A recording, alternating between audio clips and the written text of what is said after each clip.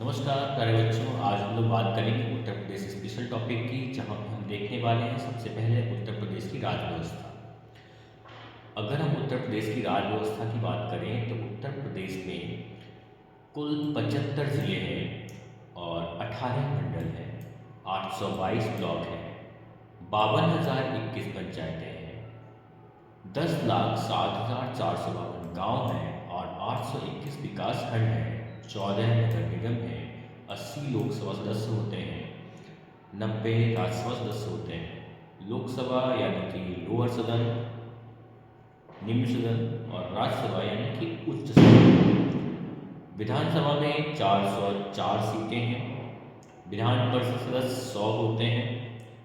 ग्राम पंचायतें 51,976 हैं। पहली विधानसभा 8 मार्च सन 1952 को गठित हुई। उत्तर प्रदेश को आज़ादी के दौरान संयुक्त प्रांत कहा जाता था, परंतु आज़ादी के पश्चात 24 जनवरी 1949 को इसे उत्तर प्रदेश का नाम दिया गया। उत्तर प्रदेश का स्थापना दिवस 24 जनवरी को होता है। अब आप लोग मुझे कमेंट सेक्शन में बताएंगे 24 जनवरी को दो और दिवस होते हैं, वो कौन से दिवस होते हैं? आने वाला भी है। ये है उत्तर प्रदेश में डिवीजनों की सूची यानी कि मंडलों की सूची। कुल 18 है, जिसमें पहला मंडल आगरा है। आगरा मंडल का मुख्यालय भी आगरा है। इसमें जिले हैं आगरा, फिरोजाबाद, मैनपुरी, मथुरा। दूसरा मंडल है हमारा अलीगढ़। अलीगढ़ का मुख्यालय भी अलीगढ़ है, जिसको हरिगढ़ करने की बात हो रही है। अलीगढ़ के जिले हैं एटा, हाथरस, कासगंज। अगला मंडल है हमारा प्रयागराज। प्रयागराज के 4 जिले हैं, प्रयागराज, फतेहपुर, कौशाम्बी, प्रतापगढ़। सबसे ज़्यादा विधानसभा की सीटें भी इसी मंडल में हैं। अगला है हमारा आजमगढ़। आजमगढ़ में 3 जिले आते हैं, आजमगढ़, बलिया, मऊ। अगला मंडल है बरेली। बरेली में 4 जिले आते हैं, बरेली, बदायूं, पीलीभीत, सैलानी। अब आप लोग मुझे बताएंगे बरेली किस चीज़ के लिए फेमस है? अगला मंडल है बस्ती। बस्ती में 3 जिले आते हैं, बस्ती, संत कबीर नगर, सिद्धार्थनगर। 7वां मंडल है हमारा चित्रकूट। चित्रकूट में हमारे 4 जिले आते हैं, चित्रकूट, बांदा, हमीरपुर, महोबा। अगला मंडल है 8वां दिनपाटन, जिसका मुख्यालय है गोंडा। गोंडा और इसमें आते हैं हमारे 4 जिले, गोंडा, बहराइच, बलरामपुर, श्रावस्ती। 9वां मंडल है फैजाबाद, जिसको अयोध्या कर दिया गया है।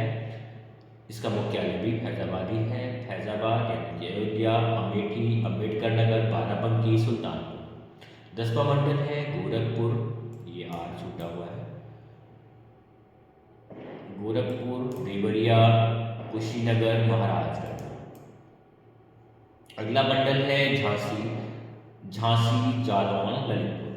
आप मुझे बताएंगे ललितपुर किस चीज़ के लिए फेमस है उत्तर प्रदेश में? अगला मंडल है कानपुर। कानपुर में आते हैं कानपुर नगर, कानपुर देहात, औरैया, इटावा, फर्रुखाबाद, कन्नौज। आप लोग मुझे बताएंगे कन्नौज किस चीज़ के लिए फेमस है? अगला मंडल है लखनऊ। लखनऊ में आते हैं हरदोई, लखनऊ, लखीमपुर खीरी, रायबरेली, सीतापुर, उन्नाव। अगला मंडल है मेरठ। आप बताएंगे मेरठ किस चीज़ के लिए फेमस है? बुलंदशहर, गौतम बुद्ध नगर। अगला मंडल है मिर्ज़ापुर। आप लोगों ने सीरीज भी देखी होगी। मिर्ज़ापुर, संत रविदास नगर, सोनभद्र। आप लोग ये बताएं सोनभद्र की खास बात क्या है एज पर भौगोलिक स्थिति के हिसाब से? अगला है मुरादाबाद। आप लोग बता सकते हैं मुरादाबाद किस चीज़ के लिए फेमस है? अमरोहा, बिजनौर, मुरादाबाद, रामपुर, संभल। अगला मंडल है सहारनपुर। आपको बताना है सहारनपुर किस चीज़ के लिए फेमस है? मुजफ्फरनगर, शामली। अगला मंडल है सबसे पूर्वी मंडल है वाराणसी। वाराणसी, चंदौली, गाजीपुर, जौनपुर और वाराणसी। ये हो गए हमारे 18 मंडल। इनको हम लोग जब पढ़ते थे तो इनका शॉर्टकट हम लोगों ने बनाया था कलैया झाबर में फै गुरु। अब कुछ मंडलों के नाम चेंज हो गए हैं, लेकिन तब भी आप इस ट्रिक से कलैया झाबर में है वो, इस ट्रिक से बहुत सारे मंडलों के नाम याद कर सकते हैं। नवंबर 2000 में उत्तर प्रदेश को विभाजित कर दिया गया एक दूसरे प्रदेश में, जिसका नाम है उत्तराखंड, जहाँ की राजधानी है देहरादून, और जिसमें पौड़ी गढ़वाल, टिहरी गढ़वाल, चमोली, उत्तरकाशी, अल्मोड़ा, देहरादून, नैनीताल, पिथौरागढ़, बागेश्वर, रुद्रप्रयाग, हरिद्वार, उधमसिंह नगर, चंपावत, इन सारे जिलों को मिलाकर, इन सारे इलाकों को मिलाकर एक नया प्रदेश बनाया गया, उत्तराखंड। क्या आप लोग बता सकते हैं उत्तराखंड के पहले सीएम कौन थे? राइट। जिला स्तर पर उत्तर प्रदेश में त्रिस्तरीय शासन होता है, जिला पंचायत, क्षेत्र पंचायत, ग्राम पंचायत। प्रशासनिक शीर्ष स्तर पर जो पद होता है उसको कलेक्टर बोलते हैं या डीएम बोलते हैं। यहाँ पे टाइपिंग मिस्टेक है, इसको या तो कलेक्टर बोलते हैं या डीएम बोलते हैं। अच्छा, अब हम बात करते हैं उत्तर प्रदेश की प्राकृतिक सीमाओं की। उत्तर प्रदेश के उत्तर में हिमालय की शिवालिक श्रेणियां हैं, दक्षिण में यमुना, गंगा और पूर्व में गंडक नदी है।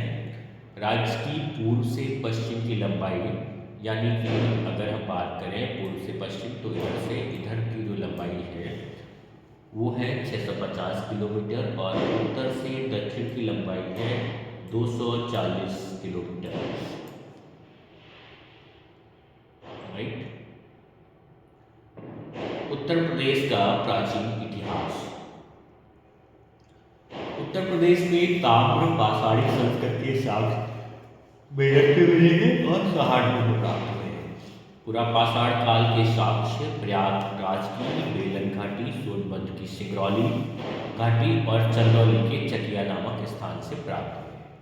एक बहुत इंपॉर्टेंट क्वेश्चन जो आजकल आ रहा है वो ये है, 16 महाजनपद जिसका वर्णन अंगुत्तर निकाय में मिलता है, वो उनमें से कितने उत्तर प्रदेश में स्थित हैं?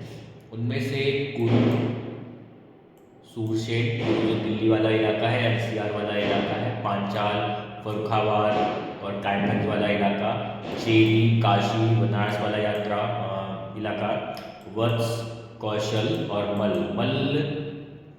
महाजनपद के बारे में बुद्ध का संबंध क्या है, ये आप मुझे कमेंट बॉक्स में बताएंगे।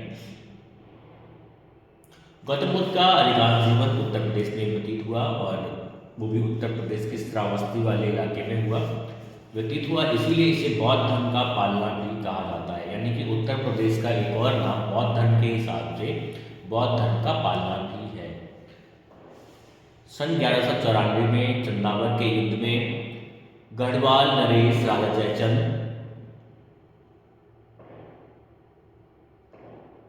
को मोहम्मद गौरी ने पराजित किया।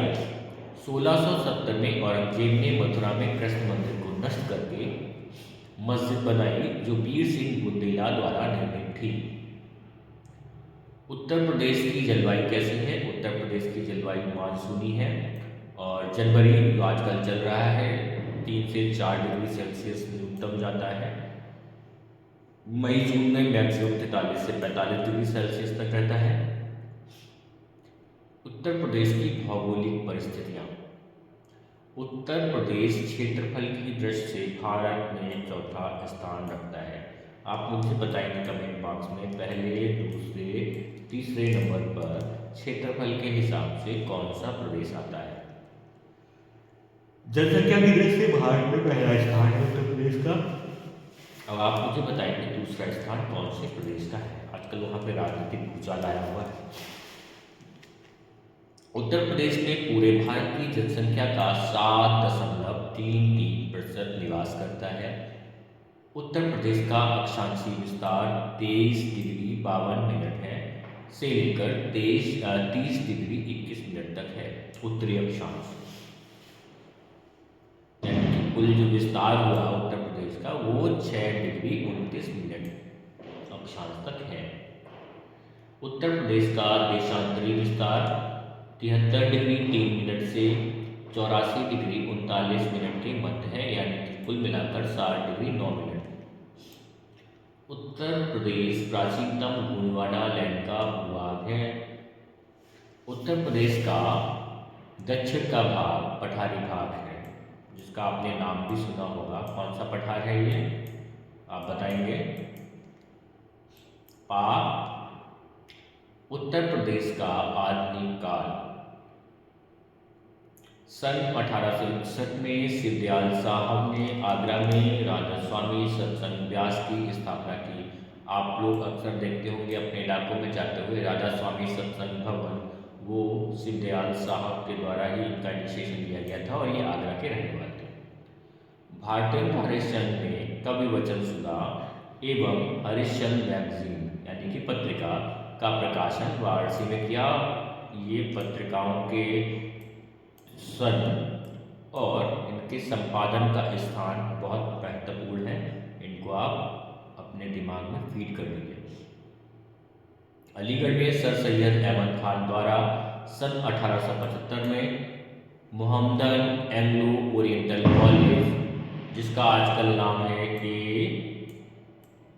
AMU अलीगढ़ मुस्लिम यूनिवर्सिटी, यही बाद में परिवर्तित हुआ, अलीगढ़ मुस्लिम विश्वविद्यालय बना। सर सैयद अहमद खान द्वारा अलीगढ़ आंदोलन, जिसका डेट है 1875 में, भारत में मुसलमानों की स्थिति सुधारने के लिए चलाया गया। भारतीय राष्ट्रीय कांग्रेस के सर्वाधिक 9 अधिवेशन, ये कांग्रेस के वार्षिक अधिवेशन होते हैं। आप मुझे बताएंगे सबसे पहला अधिवेशन कांग्रेस का कहाँ हुआ और यही इसकी स्थापना का स्थान भी था और कब हुआ, ये आप मुझे बताएंगे।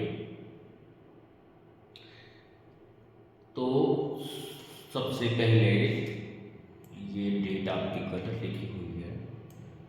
इलाहाबाद में जॉर्ज यूल यानी कि पहले अंग्रेज अध्यक्ष थे, ये भी आपको याद रखना है। फिर एक और अधिवेशन हुआ इलाहाबाद में, जिसके अध्यक्ष बने व्योमेश चंद्र बनर्जी, इनको शॉर्टकट में WC बनर्जी भी लिखते हैं। इलाहाबाद में फिर 1930 में हुआ सर विलियम वेंडरबर्न, और लखनऊ में रमेश चंद्र जी अध्यक्ष बने 1899 में। फिर लखनऊ में हुआ 1916 में। अब आप बताएंगे 1916 में विश्वविद्यालय की दृष्टि से इंडिया में कौन सी यूनिवर्सिटी की स्थापना हुई? अंबिकाचरण मजूमदार। सन 1936 में फिर लखनऊ में होता है, जिसके अध्यक्ष बने JN नेहरू। फिर हुआ बनारस में 1905 में, जिसके अध्यक्ष बने गोपाल कृष्ण गोखले। गोपाल कृष्ण गोखले के बारे में, इनका गांधी जी से क्या संबंध है, आप मुझे बताएंगे कमेंट बॉक्स में, ताकि हम चीज़ों को रिलेट करते हुए पढ़ें और समझ सकें कि कैसे आपकी तैयारी चल रही है।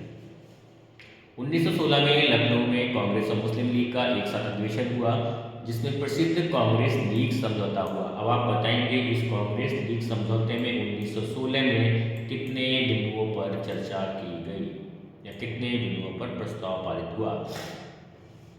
नवंबर 1928 में साइमन कमीशन का विरोध लखनऊ में हुआ, जिसका नेतृत्व जवाहरलाल नेहरू ने किया। सन 1923 में चित्तरंजन दास और मोतीलाल नेहरू ने इलाहाबाद में स्वराज पार्टी की स्थापना की। एक्चुअली ये हुआ क्या था, चौरी चौरा कांड के बाद ये लोग गांधी जी के सबने अवज्ञा आंदोलन को वापस लेने से थोड़ा रुष्ट हो गए थे, तो इन्होंने अपनी एक अलग पार्टी बनाई थी, 3 लोगों ने बनाई थी। चित्तरंजन दास और मोतीलाल नेहरू इसमें मुख्य थे।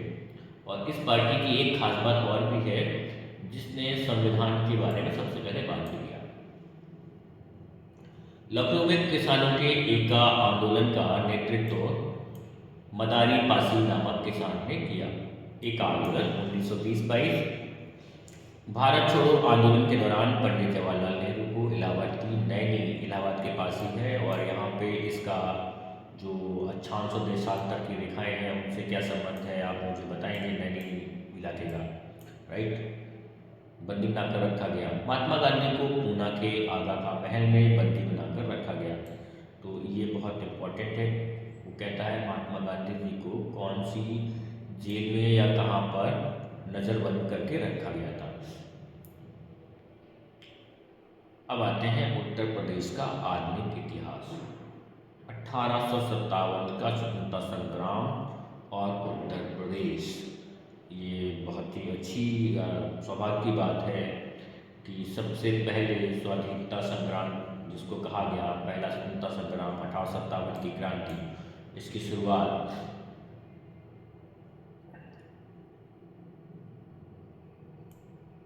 ये कलकत्ता के निकट, ये गलत लिखा हुआ है, ये छावनी थी मेरठ की। कहाँ की? मेरठ।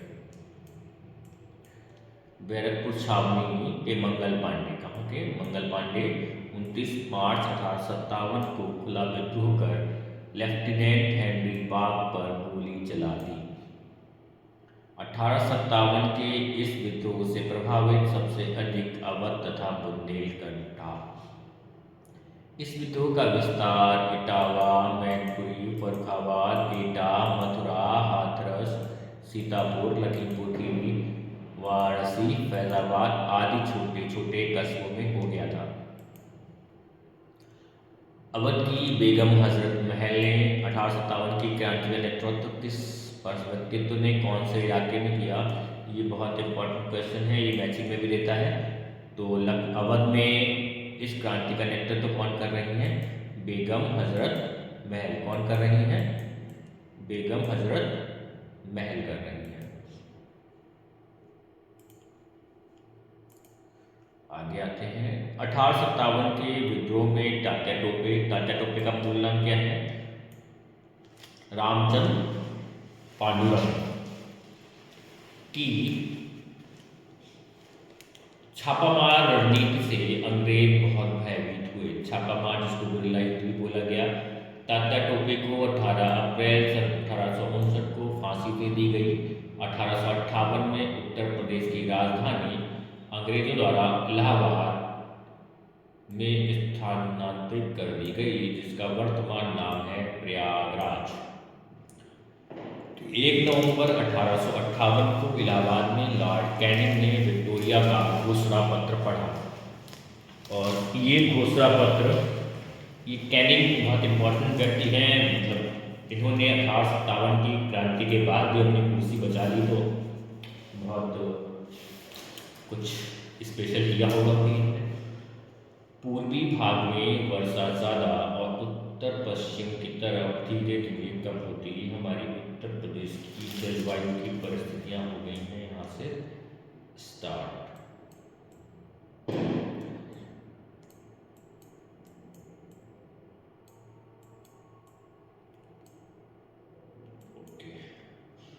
गंगा, यमुना, गोमती, घाघरा, शारदा, राप्ती आदि उत्तर प्रदेश की प्रमुख नदियाँ हैं। गंगा, यमुना और एक सरस्वती वो इलाहाबाद में मिलती हैं, जहाँ पे संगम होता है।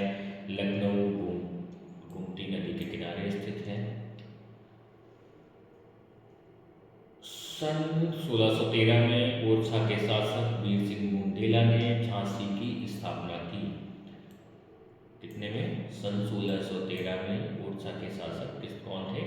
वीर सिंह बुंदेला, इन्होंने झांसी की स्थापना की। जहाँ जौनपुर की स्थापना है, ये सीपना नहीं है, स्थापना फिरोज तुगलक ने अपने भाई जौना खान के नाम पे की। और जौनपुर की एक खास बात ये भी है, जौनपुर को सिराज ए हिंद भी कहा गया है। सिराज ए हिंद। इलाहाबाद की संधि अंग्रेजों तथा मुगल शासक अहमद शाह अब्दाली के मध्य हुई। इलाहाबाद की संधि अंग्रेजों तथा मुगल शासक शाह आलम के मध्य हुई। शर्की सल्तनत के दौरान जौनपुर को सिराज ए हिंद, आपको मैंने बताया था, ये सिराज ए हिंद कहा जाता था। बदायूं की जामा मस्जिद का निर्माण इल्तुतमिश ने करवाया था। जामा मस्जिद है ये।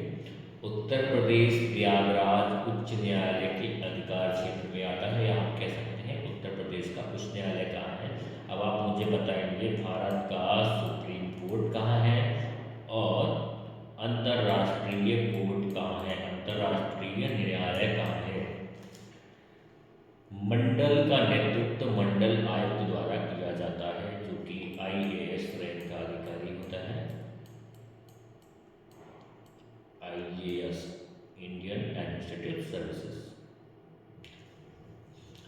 उत्तर प्रदेश में द्विसदनीय विधानमंडल है। अब आप मुझे ये बताइए कमेंट बॉक्स में कि इंडिया में कितने स्टेट्स द्विसदनीय विधानमंडल के तहत कार्य करते हैं।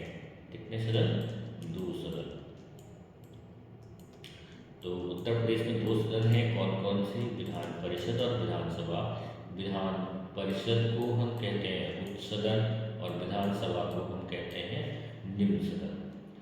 विधान परिषद में हमारे 100 सदस्य होते हैं, विधानसभा में 404 और विधान परिषद बिल्कुल राज्यसभा की तर्ज पे यहाँ पर भी 6 वर्ष का कार्यकाल होता है और विधानसभा यहाँ पर लोकसभा की तर्ज पर 5 वर्ष का कार्यकाल होता है।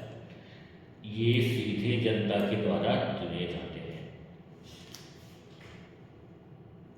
दोनों सदनों में 3 प्रकार के मंत्री होते हैं, कैबिनेट मंत्री, राज्य मंत्री और उप मंत्री। नेतृत्व के शीर्ष पद पर मुख्यमंत्री होता है, जिसको हम कैबिनेट का मुखिया कहते हैं, कैबिनेट का अध्यक्ष कहते हैं, होता है मुख्यमंत्री। वर्तमान में हमारे मुख्यमंत्री जी हैं योगी आदित्यनाथ जी। और राज्य का सर्वोच्च संवैधानिक पद राज्यपाल होता है। आजकल श्रीमती आनंदीबेन पटेल जी हमारे यहाँ के राज्यपाल हैं, जो कि गुजरात की हैं। उत्तर प्रदेश सार्वजनिक सेवा न्यायालय प्राधिकरण की स्थापना सरकारी कर्मचारियों को कम खर्च पर न्याय दिलाने के उद्देश्य से सन 1976 में की गई थी। उत्तर प्रदेश पर्यावरण एवं पारिस्थितिकी के संबंधित तथ्य। उत्तर प्रदेश की प्रमुख फसलें हैं गेहूँ, धान, जौ, बाजरा, मक्का, मूंग, उड़द, अरहर, चना और गन्ना। गन्ना मुख्य नकदी फसल भी है उत्तर प्रदेश की। उत्तर प्रदेश के प्रमुख खनिज हैं चूना पत्थर, डोलोमाइट, सेलखड़ी, जिप्सम, कांच, बालू, फायर क्ले। उत्तर प्रदेश के प्रमुख उद्देश्य हैं सीमेंट। अब आप बताएंगे उत्तर प्रदेश में सीमेंट कारखाना कहाँ है, मुझे कमेंट बॉक्स में बताइए।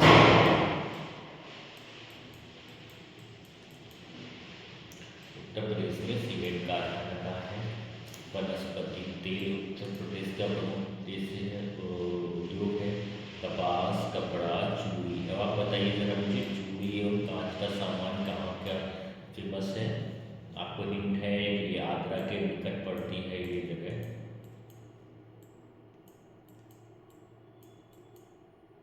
चीनी और जूट। उत्तर प्रदेश का मुख्य हस्तशिल्प चिकन का काम कहाँ होता है? राजधानी क्षेत्र में होता है। जरी का काम फरुखाबाद में भी होता है। लकड़ी के खिलौने कहाँ मिलते हैं आप बताएंगे। मिट्टी के खिलौने कहाँ बनते हैं? दरी कहाँ बनती है? कालीन कहाँ बनती है? और रेशम, आपने रेशमी साड़ी का नाम सुना होगा। पीतल, अभी मैंने आपको जब मंडल बताया था तब बताया था। तो ये कहाँ के फेमस हस्तशिल्प उद्योग है। प्रमुख तीर्थ स्थल काशी, भगवान शिव की नगरी है भोलेनाथ। प्रमुख तीर्थ स्थल प्रयाग, जहाँ पर संगम है।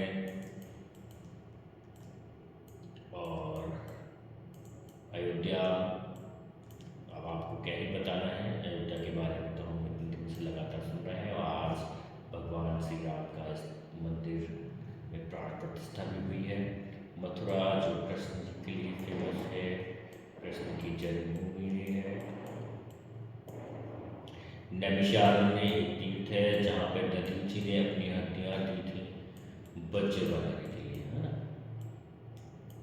ये दधीची से संबंधित है, मतलब लोक कल्याण के लिए लोग हमारे ऋषि मुनियों ने अपनी हड्डियाँ भी दान कर दी।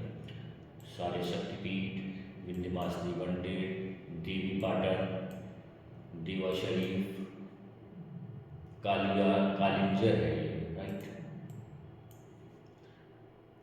मकरपुर शरीफ। मुख्य लोकगीत बिरहा, चैती, गजरी, बाग, जो होली में गाया जाता है। रसिया ब्रज में होता है। डोला, आला। आला हमारी बुंदेलखंड रीजन में आला उदल भाई हुए हैं। भागवत पुराण और भारतहरी। प्रमुख लोक नृत्य हैं चाकुला, कर्ण, पांडव, पेंडाडा, थारू, डोबिया, राई और शारा। उत्तर प्रदेश की कुल साक्षरता 73% है, जिसमें कि 77.3% पुरुष साक्षर हैं, 57.2% प्रतिशत महिलाएँ साक्षर हैं और इस पूरी साक्षरता में हमारा ग्रामीण प्रतिशत है 68.8% और शहरी प्रतिशत है 84.1%। और इसमें भी जो साक्षरता है वो कितनी कितनी है, 77.2% और 57.9%। अर्थव्यवस्था में जीडीपी साझा करने के मामले में देश में दूसरे स्थान पर उत्तर प्रदेश का नाम आता है। अब आप बताएंगे मुझे सबसे अधिक या पहले नंबर पे जीडीपी साझा करने वाला प्रदेश कौन सा है। सर्वाधिक गन्ना उत्पादन होता है भारत में। अनाज और तिलहन का सबसे बड़ा उत्पादक राज्य भी उत्तर प्रदेश ही है। उत्तर प्रदेश में हिंदी भाषा सबसे अधिक लोगों को मिल जाती है और सर्वाधिक लेखक प्रदान करने वाला प्रदेश भी यही है। मध्ययुगीन प्राचीन काल के सबसे शक्तिशाली साम्राज्यों का स्थल मगध, नंद, दनानंद महापद्मनंद, मौर्य चंद्रगुप्त मौर्य पहला भारतीय सम्राट, शुंग पुष्यमित्र शुंग जिसने पहले ब्राह्मण वंश की स्थापना की, कुषाण, राष्ट्रकूट, पाल, मुगल। दिव्यांगों के लिए पहला दिव्यांग विश्वविद्यालय खोलने वाला प्रदेश और इस विश्वविद्यालय का नाम क्या है, जगत गुरु रामभद्राचार्य दिव्यांग विश्वविद्यालय। कहाँ स्थित है, चित्रकूट। आप मुझे बताएंगे आज राम जी की मंदिर में प्राण प्रतिष्ठा भी हुई है, तो चित्रकूट का संबंध राम जी से किस प्रकार है। उत्तर प्रदेश में 2 टाइगर रिजर्व हैं, जिम कार्बेट और दुधवा नेशनल पार्क, जो कि पीलीभीत और लखीमपुर खीरी में है। कौन सा शहर किस चीज़ के लिए फेमस है, तो बनारस फेमस है हमारा बनारसी साड़ियों के लिए, स्वर्ण धातु पर शिल्प के लिए, लखनऊ चिकन चाप के लिए फेमस है और कहीं कहीं ये देखने को मिलता है रेवड़ी के लिए भी फेमस है। और फिरोज़ाबाद चूड़ी और कांच के सामान के लिए फेमस है।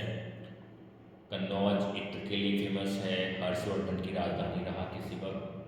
फर्रुखाबाद कारचूक जो लहंगा वगैरह की कढ़ाई होती है बारीकी वाली, प्रिंट के लिए फेमस है। आगरा दरी के लिए फेमस है।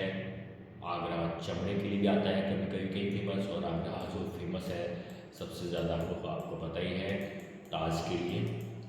भदोही हस्तनिर्मित कालीन के लिए फेमस है। अलीगढ़ ताले के लिए फेमस है। कानपुर चमड़े के लिए फेमस है। खुर्जा चीनी मिट्टी के बर्तन के लिए फेमस है। मेरठ खेल का सामान और कैंची के लिए फेमस है। मुरादाबाद पीतल के सामान के लिए फेमस है। मिर्ज़ापुर हस्तनिर्मित कालीन के लिए फेमस है। और मिर्ज़ापुर हमारा एक चीज़ के लिए और फेमस है, इसको हम बोलते हैं एस्बेस्टस। इसका इस्तेमाल होता है बुलेट प्रूफ जैकेट बनाने के लिए।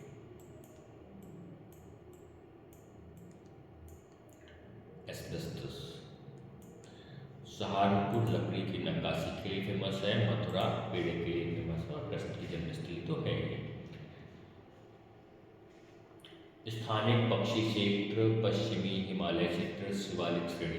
प्रदेश में एकमात्र राष्ट्रीय उद्यान है जो कि दुधवा राष्ट्रीय उद्यान है। ये प्रदेश का पहला भी है, देश का भी पहला राष्ट्रीय उद्यान है।